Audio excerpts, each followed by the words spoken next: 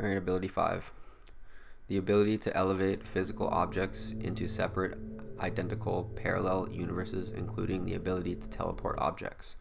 Like we led the witness in the first video, we do have the ability to teleport objects, and Sean has physically experienced. All of these are just telling you the ability, and then Sean's like personal experiences with them as like provided evidence of this.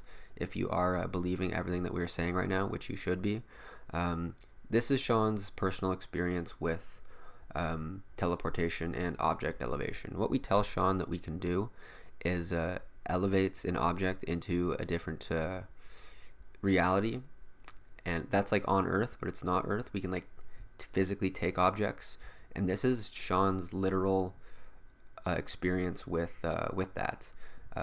His phone, as well as other physical objects, have been taken from him as a tease by the aliens.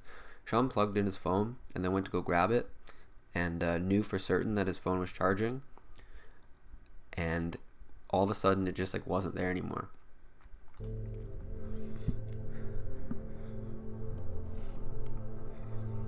We were teasing him.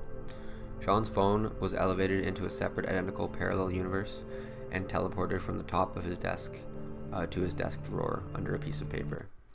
He knew where he left his phone. He tried calling it. It would vibrate, and he would hear the vibrations flying all over the room.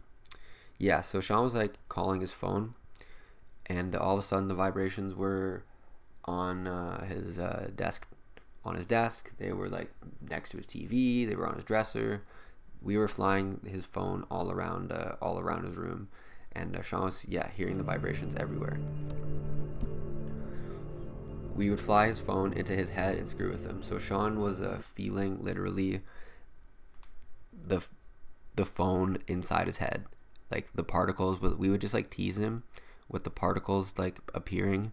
It was sort of hurting Sean, but we were just kind of like messing with him and like flying his phone all around. And Sean was like kind of freaking out that he didn't have his phone at the time.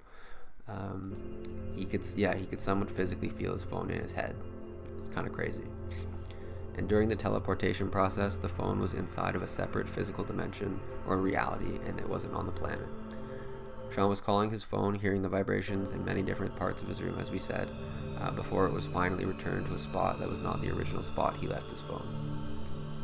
So we did teleport his phone, technically from the top of his desk to his desk drawer after we played around with it in our own separate reality.